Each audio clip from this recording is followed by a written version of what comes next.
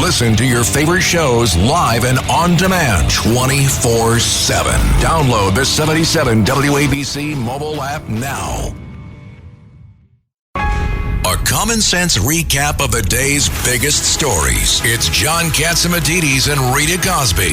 Katz and Cosby on 77 WABC. And joining us now is the mega nonfiction best-selling author. He's also host of Common Sense with Bill O'Reilly every weeknight here on WABC Radio at 9 p.m. Bill O'Reilly. Bill, you're shaking your head about a lot of this press coverage of the different campaigns right now, and especially of Kamala a lot, right?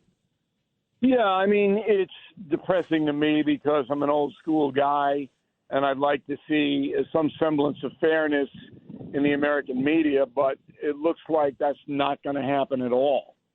So it's two tribes now. It's the Trump tribe and the Harris tribe. And that doesn't really help the American people because information gets obscured. As Kudlow pointed out a few minutes ago, you know, when the vice president can run around saying the bad unemployment numbers for July 24 are Trump's fault, and she's not universally scorned by the media, then why have the media? Why bother? Yeah, So, that's an incredible moment. I agree. Yeah, it is. And you know, when Trump went to the Black Correspondents Exposition in Chicago earlier this week, I knew that he was going to get ambushed. And I don't know why he wasn't prepared for that. So if he's going to do these kinds of things, and remember, Kamala Harris was invited to that Chicago confab and turned them down because she doesn't do unscripted. And you're not going to see her get interviewed by anybody who's going to challenge her. She's going to do what Biden did. She's going to hide. And the press doesn't seem to care. They don't seem to care. And it's starting to really bother me. I'm trying to get J.D. Vance on Common Sense. You know, a little bit of the runaround, and I'm telling the Trump people that's really not what you want to do. We reach millions and billions of people, as you know, Rita. Absolutely. To be fair, I'm not going to bag Vance. I don't care what he said about cat ladies. That's ridiculous. I'm going to try to get his vision for the country so that people understand it. But my mission is different from 90% of the other media. But people should know they're being conned here on a huge level. You know, it's amazing, Bill, just as you talk about what a contrast it is from finally, like sort of towards the end of everything with Joe Biden before he, quote, passed the torch. I say, quote. So it seemed like they were starting to finally ask some real questions after the debate because we just saw how bad it was. But they did a whole like 180. I mean, as soon as Kamala came in. They're back to the big cover-up. Yeah, they're back to the sort of same routine again. Sure, because they're rooting for Harris. So they knew that Biden was done, and their corporate masters told them, hey, you better be tougher because we're getting embarrassed and our ratings are going down. You know, these are people who basically do what they're told to do, the journalists that you see on television in particular. And the newspaper is a whole different problem there because they're not really newspapers anymore. They're ideological journals. They push an ideology. And so everything they cover goes into that narrow scenario. So I'm sitting here and I'm going, if the people of the United States understand the fix is in, then we'll have a fair election. One more example. I know you got to go. The polls have tightened up, but nobody tells you why. And it's very simple if you look at the polling and the methodology, which is what my operation does on every poll. A lot of polls are crooked. Okay, their sample is geared to give them what they want.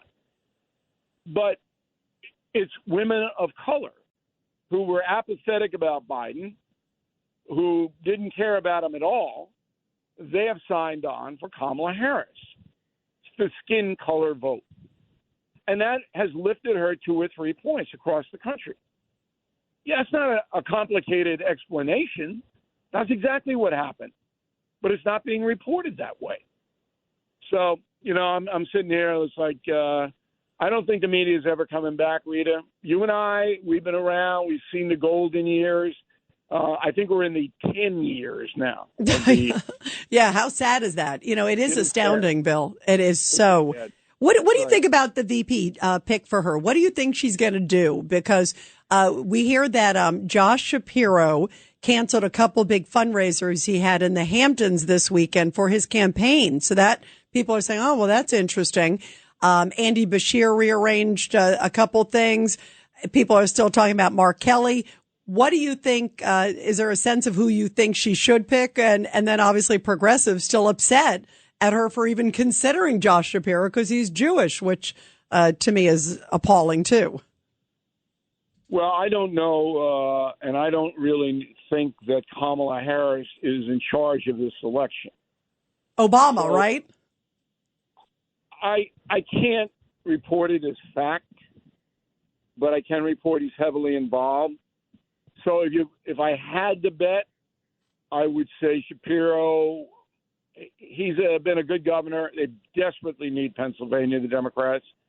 It would look like that he might get the nod, and then they'll, the anti-Semitic stuff, that's on a real fringe of the left.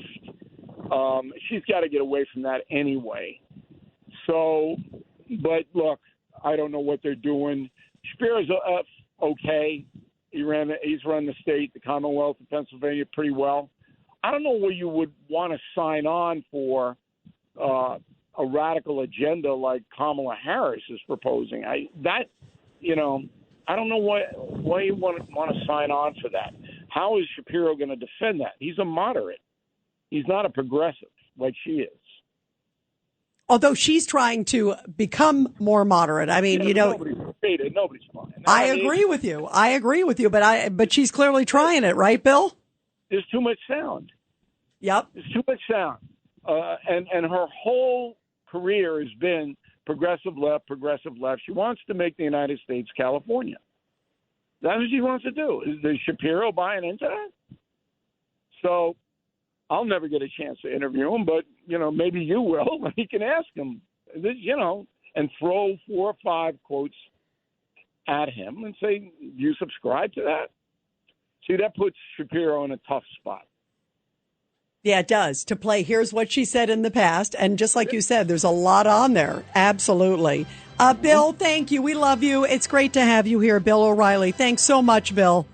Thanks for having me, Rita.